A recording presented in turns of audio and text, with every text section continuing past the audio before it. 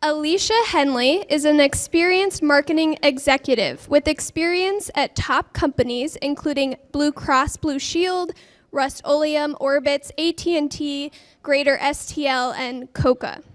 She is the founder and CEO of Dose of Insight, a fractional marketing and consulting firm focused on strategic solutions for small businesses and nonprofits. With expertise in both online and offline channels, Alesha enhances brand awareness, drives sales, and develops impactful sales materials to deliver business results.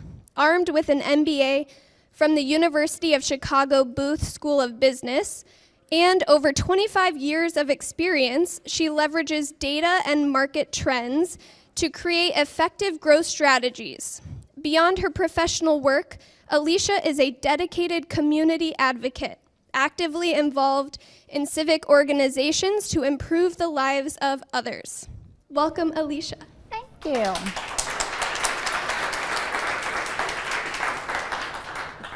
Good morning.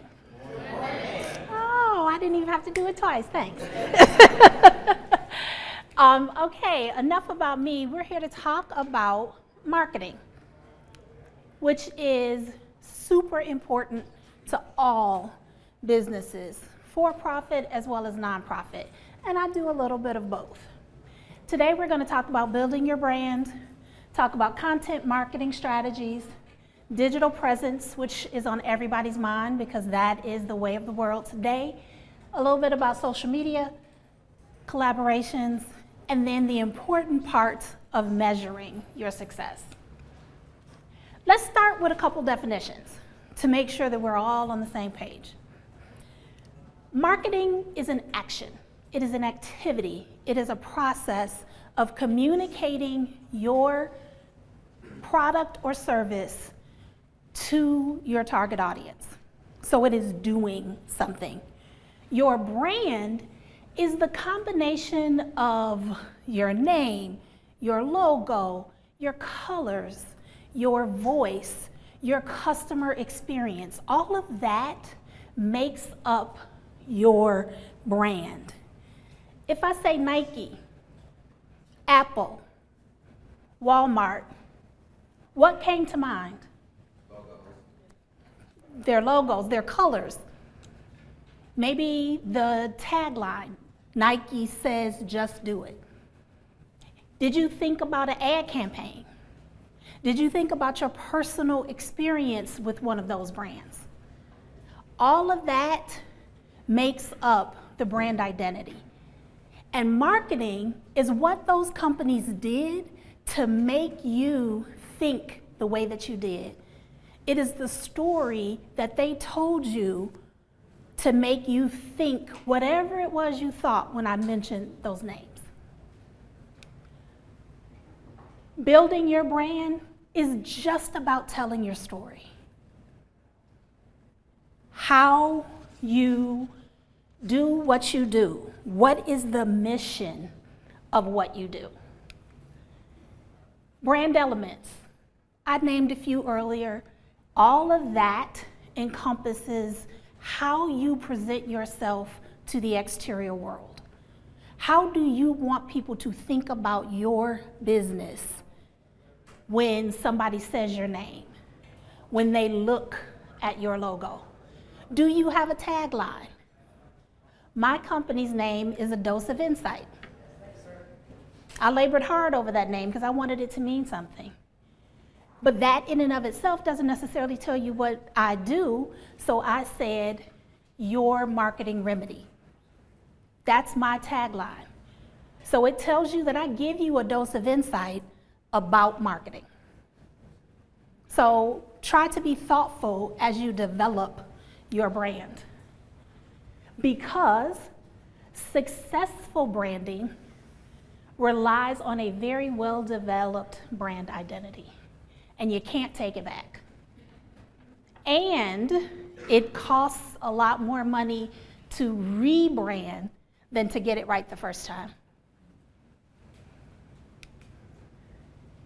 The first step in creating that brand is understanding your value proposition.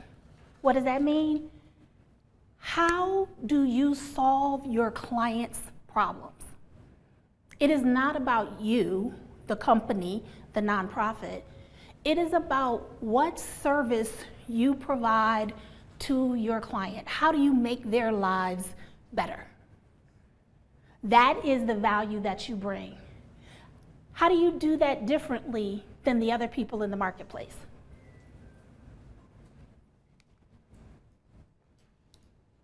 Like anything, you have to start with a sound marketing strategy. And in order to get a strategy to get your brand out there, we talked about defining your brand voice and messaging. So that's messaging is how you're going to talk about that value proposition. You have to understand who you're talking to. If you don't know who you're talking to, then you don't know what their needs are, and you don't know how you can solve their needs. If you don't know who you're talking to, you don't know where they consume information. So that is very key. Content. Don't put out what's important to you. Knowing your audience will also allow you to know what's important to them. And those are the things that you talk about. And that is how you solidify yourself as the subject matter expert. So when they think about what it is you do, they think about your brand. Use a variety of content forms. Don't be stuck in one place, on one platform. Plan. If you take the time to plan up front, execution will be that much easier. So create a content calendar. Think about what's important to that audience and go from there. You don't have to develop all of the content that you distribute. There's a such thing as user-generated content. So use something else that's out there that aligns with what you think and what you believe. And then measure and analyze.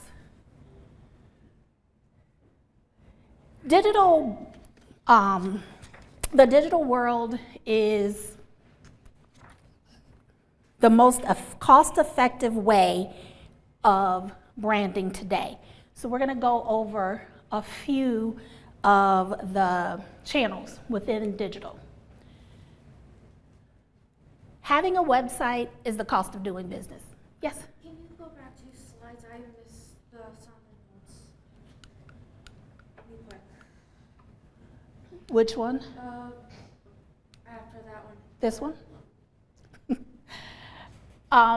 Having a website is the cost of doing business.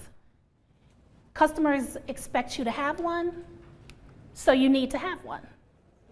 When somebody refers something or someone to you, what's the first thing that you do? You go to their website. So if someone refers someone to you and they go online and they don't find you, they think that you're not a reputable business. Again, just the cost of doing business today in the digital world. This is probably one of the few places that you control your narrative 100%. You get to dictate what's on your website. You get to tell people what you are and how you can benefit them. As you do this, make sure the design and the functionality is user-friendly. Make sure that they can navigate your website. Make sure that they can find the information that they need to make an opinion about you, and make sure that there's a way that they can get in touch with you or purchase your product or schedule a meeting.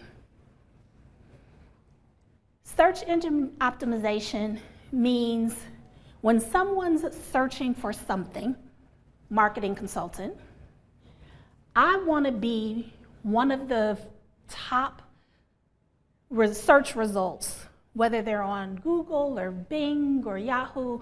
I want to come up because I want somebody to click on me.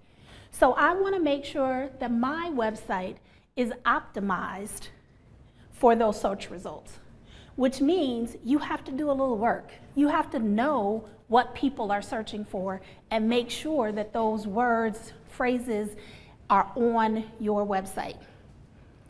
If this is not your area of expertise and you do have a small budget for marketing, I would put money here to make sure that your website is working for you and not against you. There are some platforms that will walk you through it.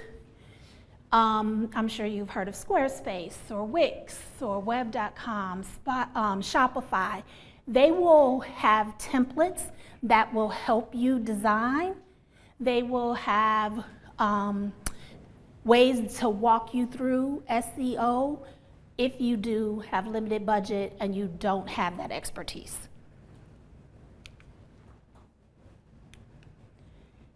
Email, and don't laugh.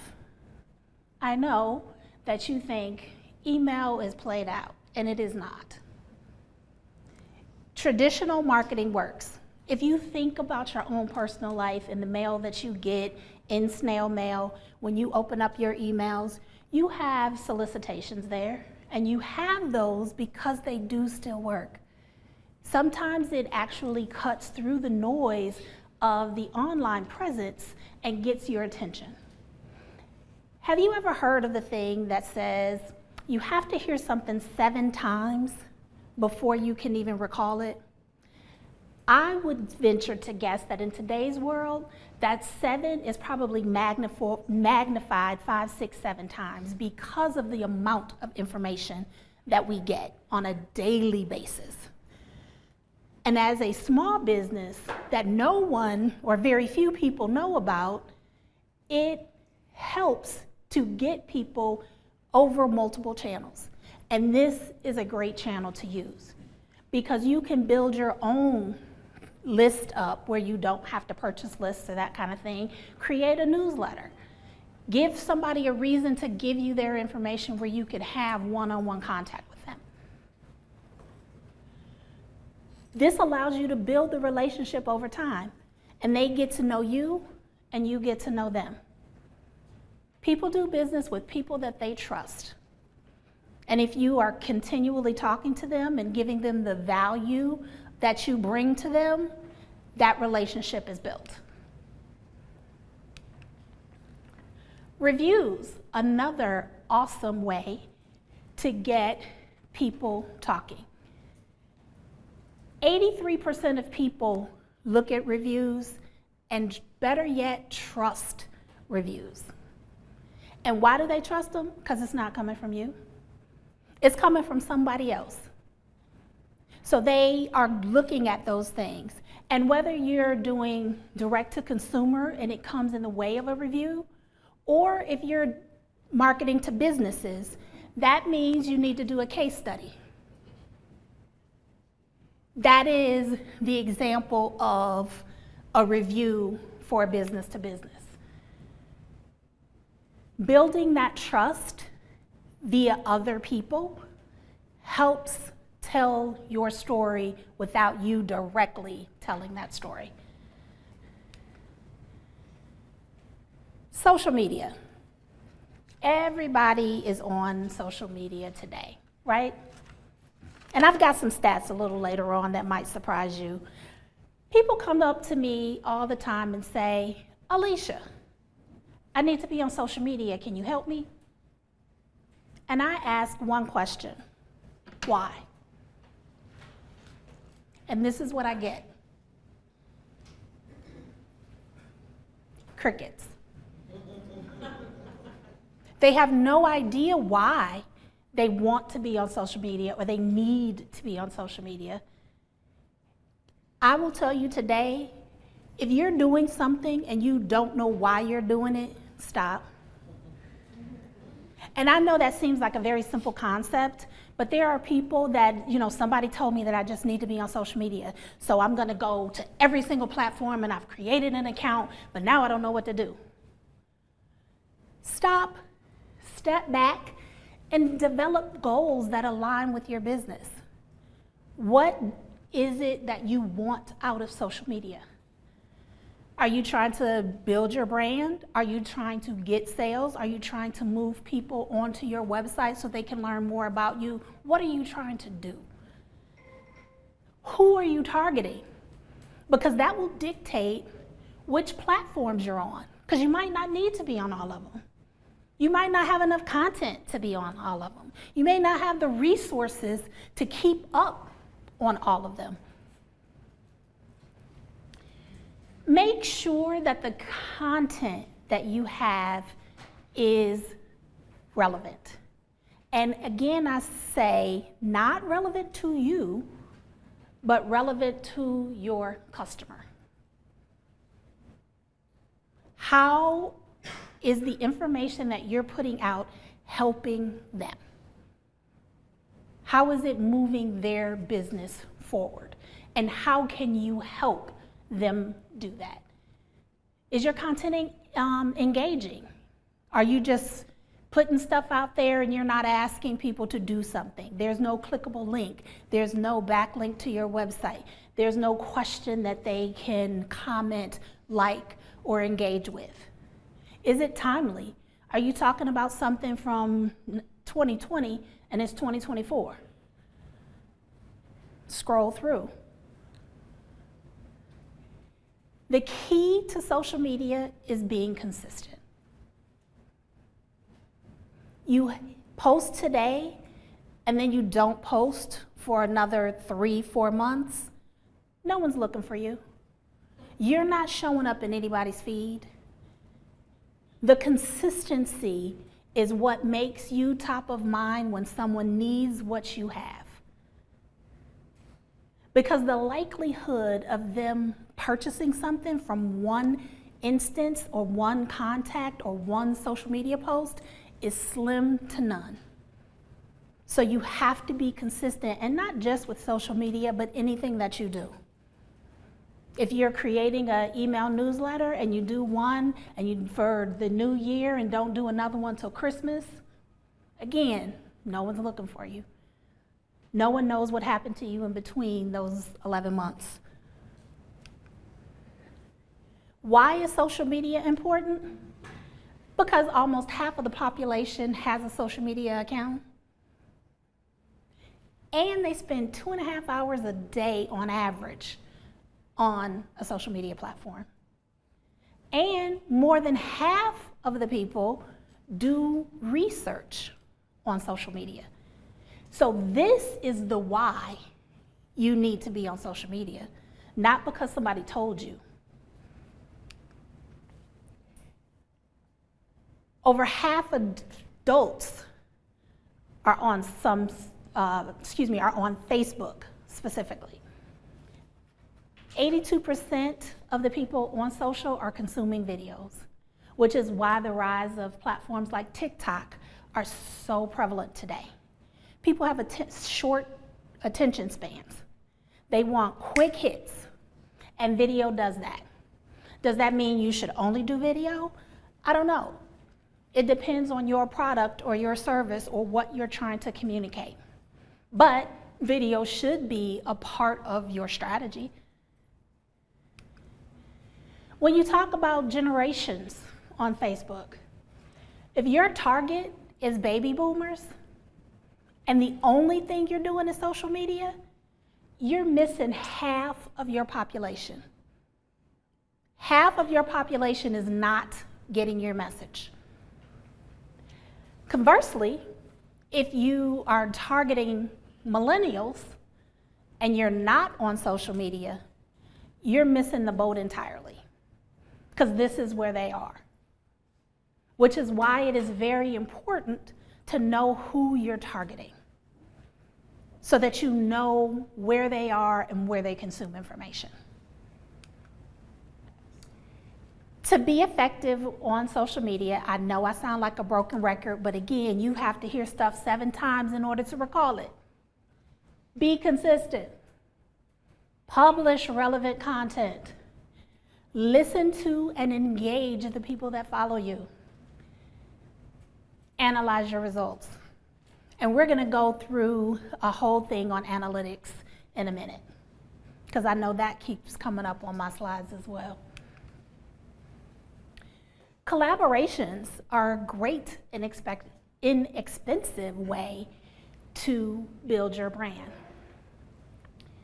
It allows, if you align yourself with other businesses and entities that align with your mission and vision for your company, the likelihood that their target audience is similar to yours is great.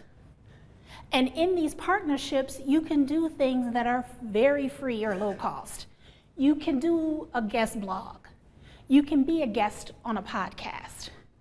You can do a referral marketing program. And you can do that with collaborators or your customers. Design an official referral program that benefits both you and who you're targeting.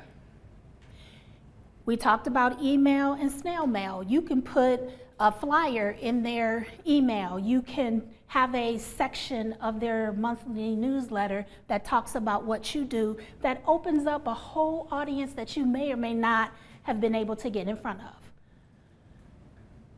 Do shout outs on social media. Tag your collaborators. That'll get you, again, in front of a whole new audience. How do you build these collaborations? Good old-fashioned networking. Start with the people you know, your family, your friends, the people in this room. There's a week of activities coming up where you're going to meet a whole lot of people. Start talking to them. Don't just talk to them here, follow up. Build the relationship. The relationship leads to a partnership that is mutually exclusive to both of you. Mutually beneficial to you both. Who wants to be in a partnership where you're only giving? You have to make sure that you're giving and getting.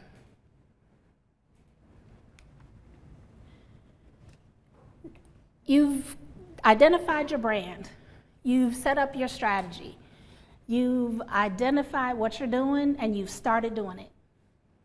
What's next? Measuring. If you don't measure, you do not know what's working and what's not working. You don't know what to keep doing and what to stop doing. So this is very important. And the first step in measuring is understanding what your goals are.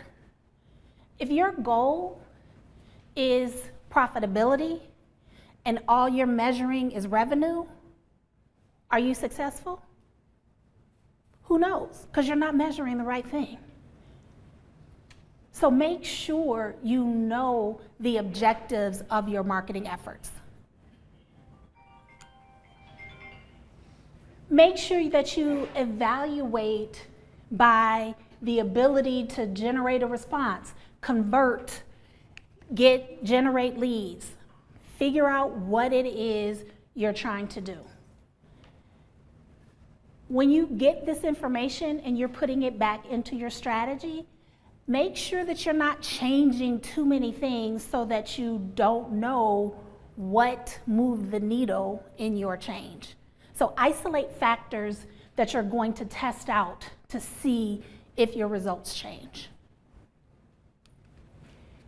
Here's some examples of some things that you might measure by the various channels. You shouldn't be measuring just for measurement's sake. You want to compare that to your prior performance, whether it's prior month, prior quarter, prior year, to see how you're progressing, to see if what you're doing is moving the needle, making a difference. You also want to compare it to industry and national averages. Because if your open rate to your email is 10% and it took you a year to get here and you're patting yourself on the back because it doubled in the past 12 months, but the national average open rate is 50%, you still have some work to do. If your industry is 75%, you have even more work to do. So know what your baselines are and what you're trying to achieve. The bottom line, building a brand does not have to break the bank. What it does take, however, is work. Nothing is totally free. You got to put some good old-fashioned elbow grease in there. So if you don't have a large budget and you're willing to roll up your sleeves and do all the things that we talked about here today, you can build your brand from the ground up.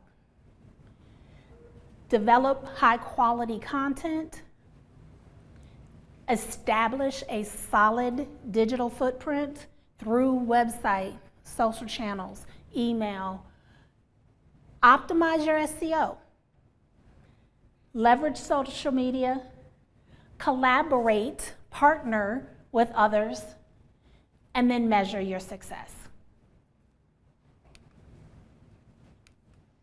Questions? Oh, hands. I leave enough time for questions because I typically get a lot. So she's going to bring a microphone over.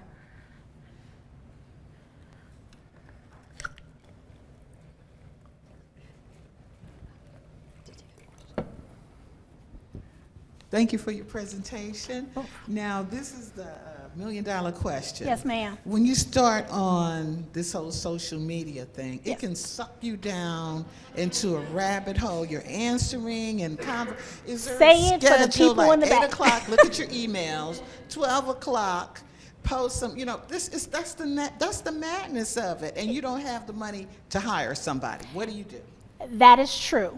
And unfortunately, I don't have the answer that you want me to have, because the reality is people are on social media when they're on social media. And it could be midnight, it could be, 2 in the morning. That does not necessarily mean that you need to respond by 12:05 or 2:05. That make points in your day that you're checking to make the responses, and then do that.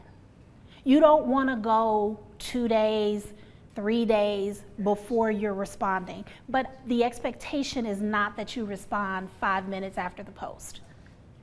That's helpful. Thank you. I'm glad.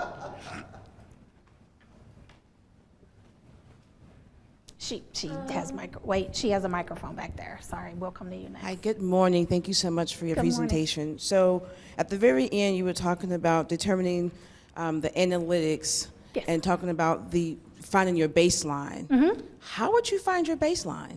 So start from a point in time. That becomes your baseline. So if you start social media, email, whatever it is that you're starting, start today, and that becomes your baseline for which you're comparing future measures to.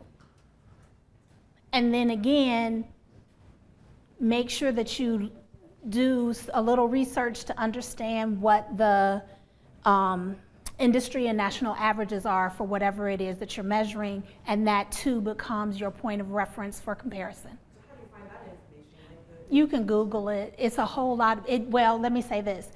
There's some reputable sources and non-reputable sources. You can Google it.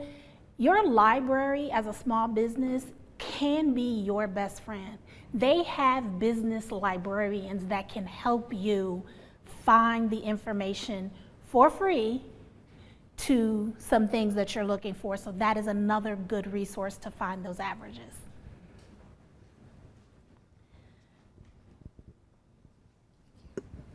This may be along the lines of the same question that was asked, but about that baseline, do you have a time period for when we're measuring our success or failures? How long should we be testing our marketing strategy before we know if it works or not?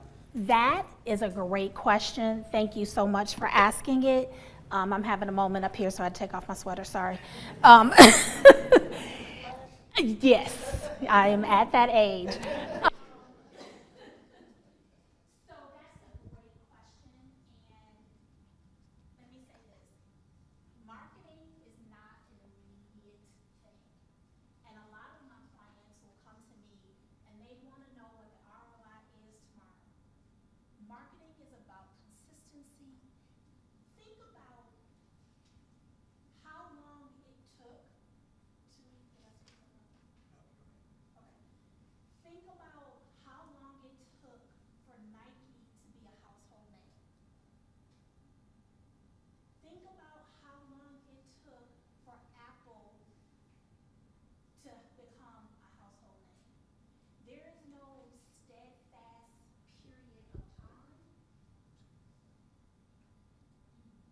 screw something up. It's all right. I'm not sure what's happening. Sorry. There you go. Okay, sorry. There is no, I can't say it's gonna take 2 months or 6 months.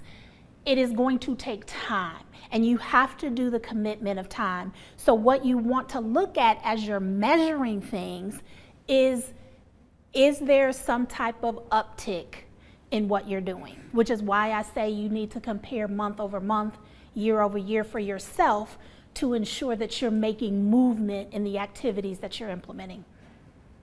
But marketing is a long-term game, and it takes time, and it takes consistency. Hello, everyone. My name is Michelle Harris, and I'm a marketing student at the University of Missouri St. Louis. Ms. Henley, thank you for your presentation. And I know we're discussing brand awareness, but my question is, do you have any advice for someone to build their personal brand? Thank you. As a small business, your business brand and your personal brand is very much aligned in its infancy. Because when people think about a dose of insight, they think about Alesha, because Alesha is the only employee right now. And so, a lot of what I've talked about today equates to your personal brand as well. Obviously, you don't need a logo or colors or that type of thing, but the consistency of you showing up and doing what you say you're going to do. Please, yeah. She's coming with the mic. There you go. What advice would you have for someone who's trying to get into marketing? So if you are trying to get into marketing, people want experience, because nobody, unfortunately today with our ADD and attention deficit, no one wants to teach anybody. So what I would encourage you to do is find opportunities to assist, help, whether that's with paid internships, unpaid internships. Find a mentor, find somebody that you can shadow so that you understand. Marketing is a huge topic, right? There's so many things in marketing, and no one person can know everything. So maybe you don't even know what it is, what part of marketing you want to do. Is it digital? Yes. Is it analytics? Is it PR? Is it branding? What is it that you want to do? So finding someone to shadow or to mentor is a great way to kind of get your feet wet, get some experience, and make inroads into the field. Yes. Thanks. You're welcome. Hi, good morning. So question, from a timeline perspective, when you start marketing your business, is it, or your brand, if I'm only 80%, ready to launch, or 90% or whatever it is, when should you start doing that? You can start talking about it in the idea phase.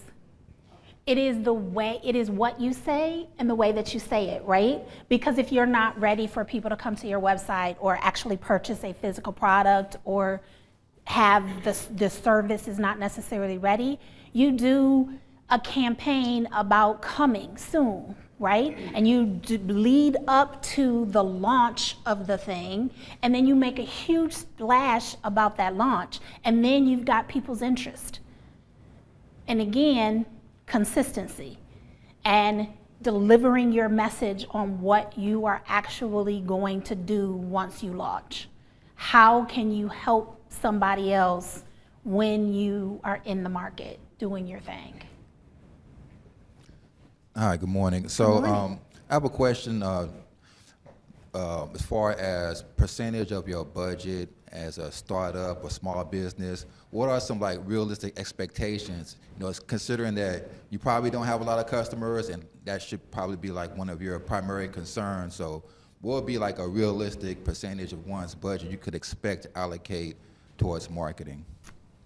I will tell you that the Small Business Administration says that your marketing budget should be 7 to 8% of your overall revenue. As a small business, that's probably not realistic, honestly.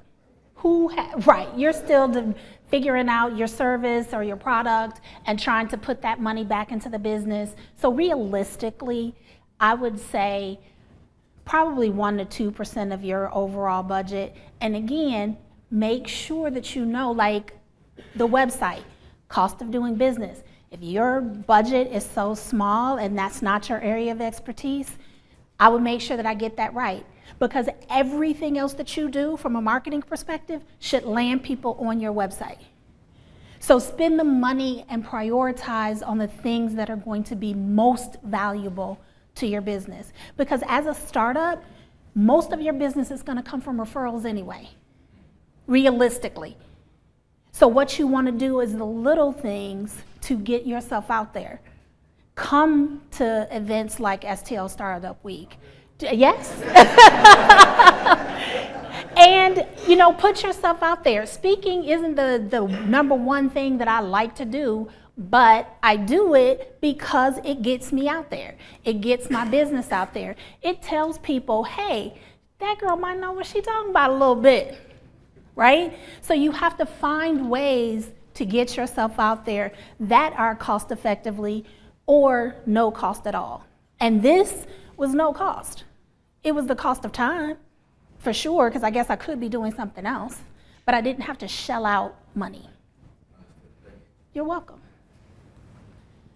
Hello.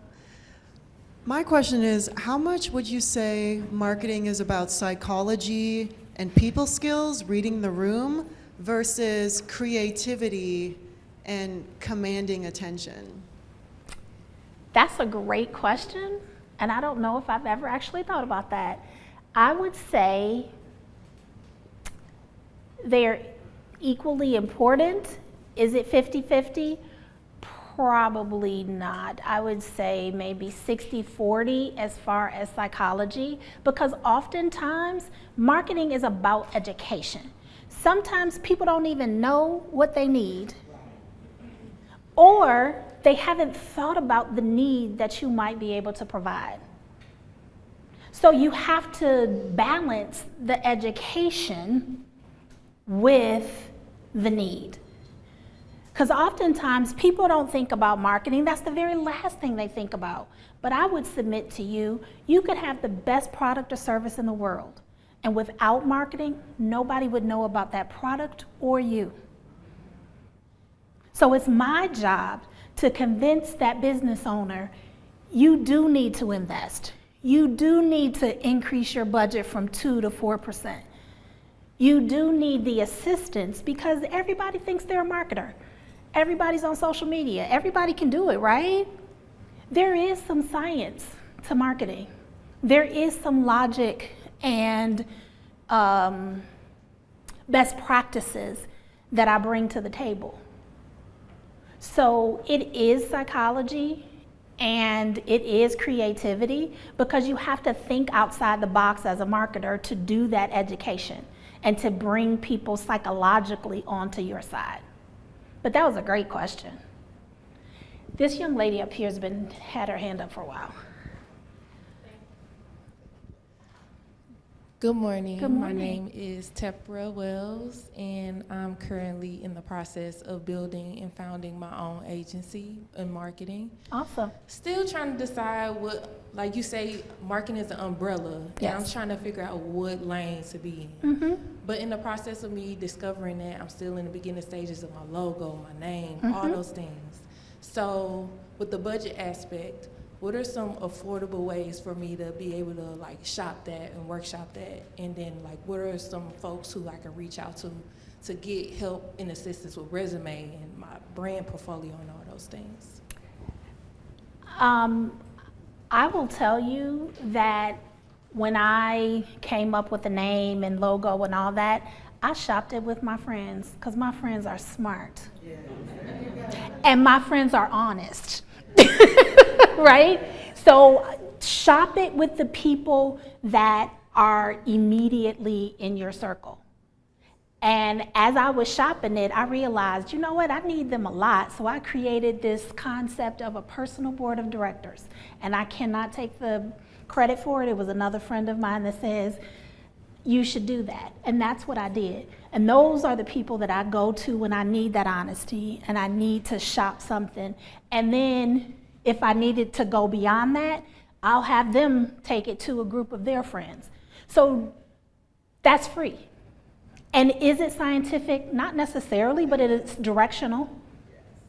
And if everybody hates it, you should probably rethink it. But not everybody liked my name. But I took all of that in, and then I made the final decision. As far as kind of helping you with the resume and defining what your product and service is, I would give you the same advice I gave this young lady here. Find a mentor, find a coach. The STL startup community is an amazing community I had no idea even existed because I never thought that I would be an entrepreneur. I stumbled, fell down the flight of stairs into this profession. But what I was able to do is find great people to help me. As a matter of fact, my coach is here supporting me this morning, my business coach. Thank you, Jim. So there are plenty of places. There's SCORE, there's St. Louis SB. Thank you. That's exactly what I was trying to think of. So there are tons of places that you can go to get free services. There are tons of places you can get paid services as well, but there are free services. And don't be afraid if on your first time you get paired up with someone that doesn't work. Throw them back and get somebody else. It just doesn't work for you. That doesn't mean they're a bad person. That's just not working for you. So find something that works for you. I have a question about newsletters. Are they important to all businesses? Some businesses more than other businesses? Are they still very relevant? This is Alesha's opinion. I think they're relevant in that what it does is it gives you an opportunity to talk to a captive audience and show your expertise, right? And it can also bring value, as I talked about those collaborations. So I have a newsletter, and what I do is I promote my own blogs, but I also talk about my clients' events. So I have several nonprofits, and they have events all the time because they're trying to raise money for great things. So I also provide highlights and reminders that, hey, this is a great opportunity of some upcoming events that you might be interested in. So that's a way for me to display my expertise to a captive audience. And what I do in order to get people to additional people to sign up is I post a link from time to time to the newsletter on social media and have people sign up. So that's how you build your own email list that you're managing. And again, hopefully people that are signing up are potential clients. They're existing clients that can refer to additional clients. That's a very easy way for some of my existing clients to just say, hey, I heard that you said you need some marketing. Check this out, forward, and they're done. So it does depend on your business, what you have to say. I just did something else today. Okay, that was okay. It depends on your business, what you have to say, and what your list looks like. Like my list started with 5 people, and they were probably all 5 of my friends. But it gave my friends an opportunity to forward that email along and have somebody different sign up. So that goes into your overall marketing strategy.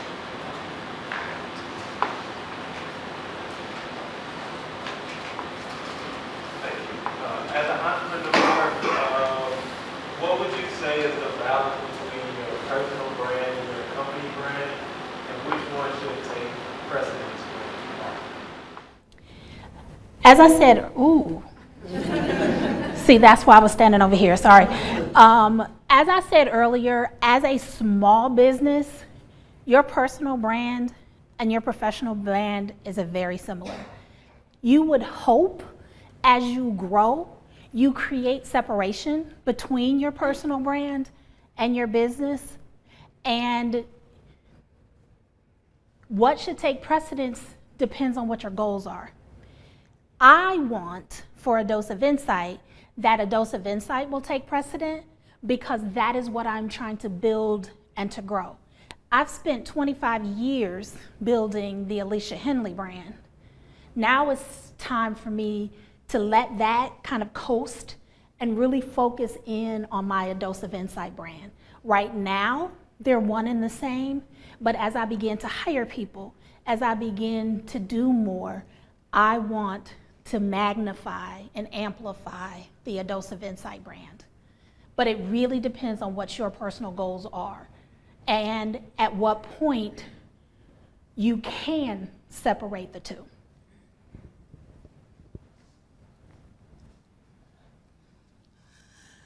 Greetings. My name is Dr. Carol Denise Weddington Hunt, which is a long name. Good morning. I started a blog several years ago, and I had a good following, and my husband died in 2020, and I went on the blog and I said, I'm taking off to grieve. And I feel like I'm out of the grief 4 years later. And so how do I restart? That's a great question. And my answer might surprise you. If you had a really good following 4 years ago, go back and just dust them off and reuse them if they are still relevant. A lot of times blogging is what you wrote a couple years ago is still relevant today. So go through and figure out what is still relevant today and reuse it. Because do you think for 1 second somebody who read that blog 4 years ago remember? Probably not. They have asked me to go on YouTube and read it aloud because they think it would be more prevalent, if not prevalent, relevant if I read it aloud. Yep. And so I was thinking about doing that. Great idea. Remember that stat on social media where I said videos are 83% of consumption? That's how you get something that is a static piece into video format. Because you could have taken these slides and read them and you'd be like, oh, okay, that makes sense. But me delivering it provides a different consumption, right? You were able to interact and ask questions. I was able to provide some examples of what I was talking about versus just the words on the page. So yes, you do not have to consistently create content. Reuse it as long as it's relevant.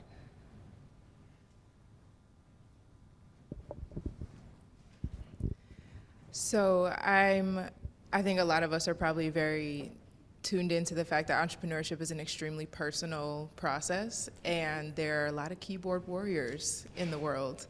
And so what would your advice be as people are putting themselves out there, especially as they're just getting started? How do you keep it cute?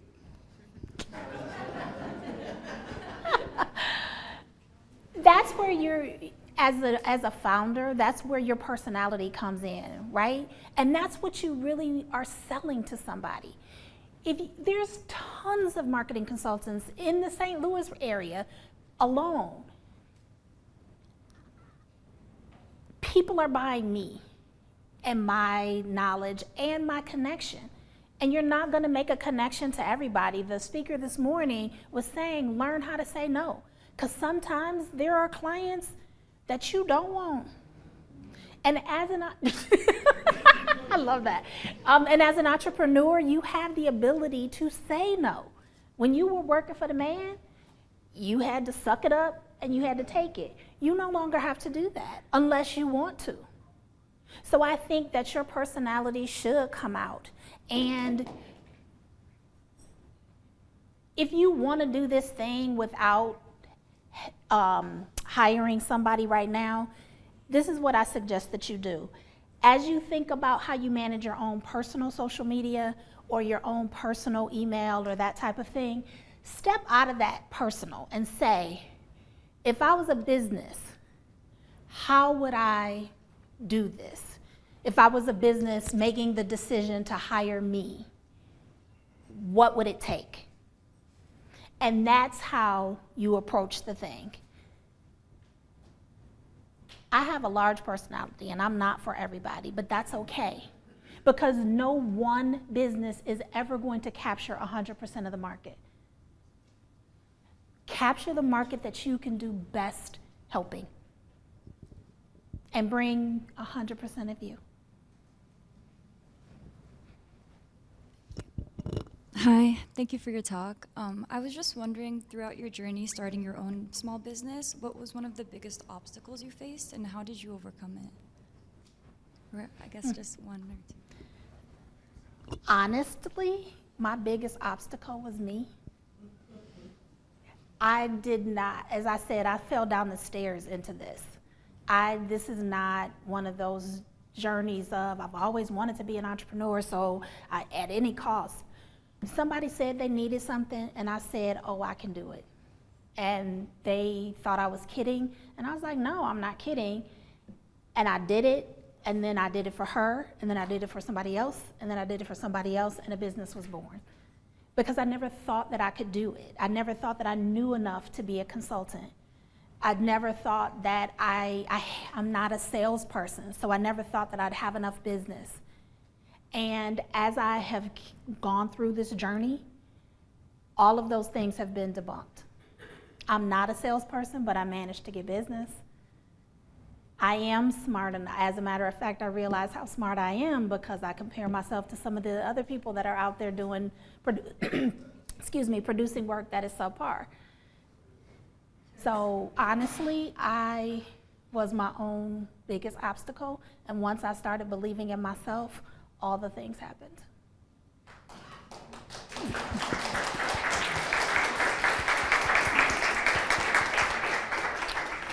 Thank you. Any other questions? I'm glad I left a lot of time for questions. Oh, it's one in the back.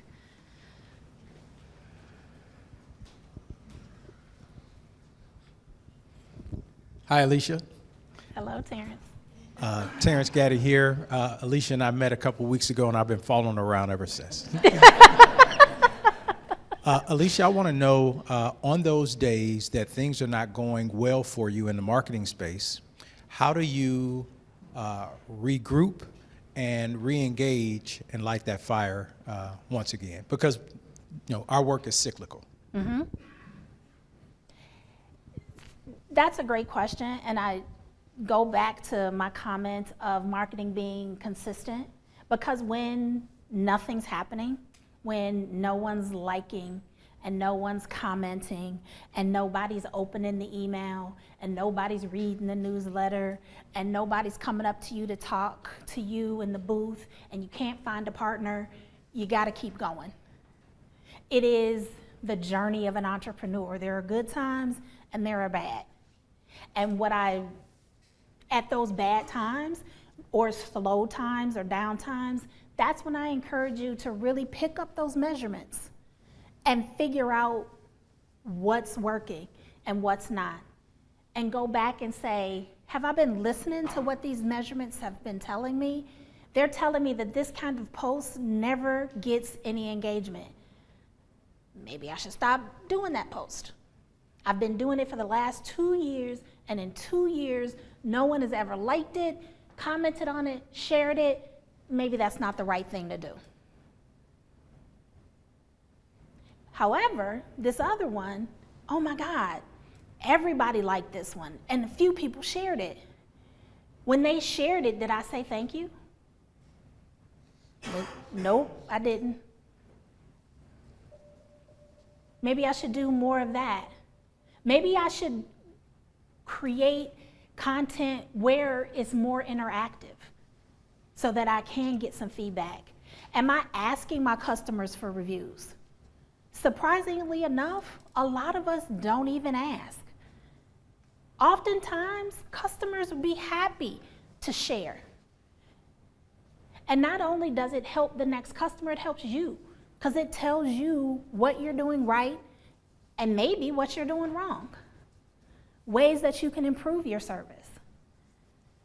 So there's no magic bullet for kind of picking yourself up, because we all on this entrepreneurial journey have downtime.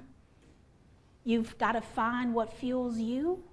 Maybe it's that personal board of directors, 2 of which are here today supporting me. So, yeah. It's one in behind. Good morning. My Good name morning. is Josh. I'm in the AI automation space, which is very new. What would you give advice towards credibility? Credibility is something that's hard to have as a startup or as a a new entrepreneur. What would you say is a great way to build that credibility with the people that you're looking to work with? That's a great question, and I would say 2 things. First, so that I talked about somebody asking me to do something, that became my first testimonial. I got a quote from her, and I used that everywhere because that was the only client I had, right? But it helps to know, for somebody to know that they're not the first, right? Nobody wants to be the first because they really don't know what they're getting.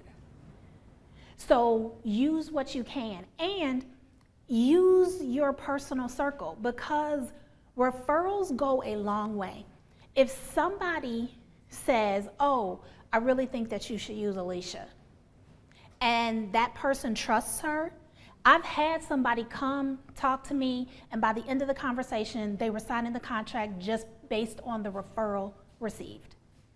So they just met with me to make sure that I wasn't a crazy lady, because they already knew, right, they already knew they were going with me based on this referral. So you have to use, and that's where those relationships and collaborations come in.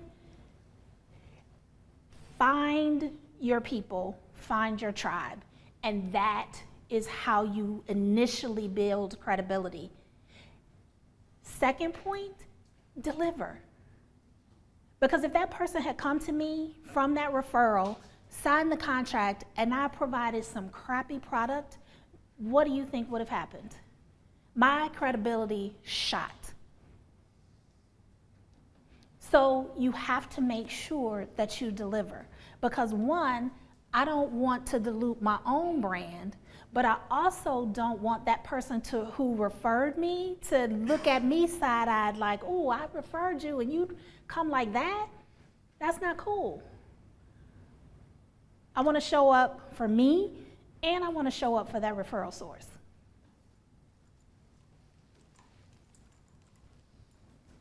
Are we done? Okay, I will be around for a little bit after if you do have any questions. Thank you all very much for coming.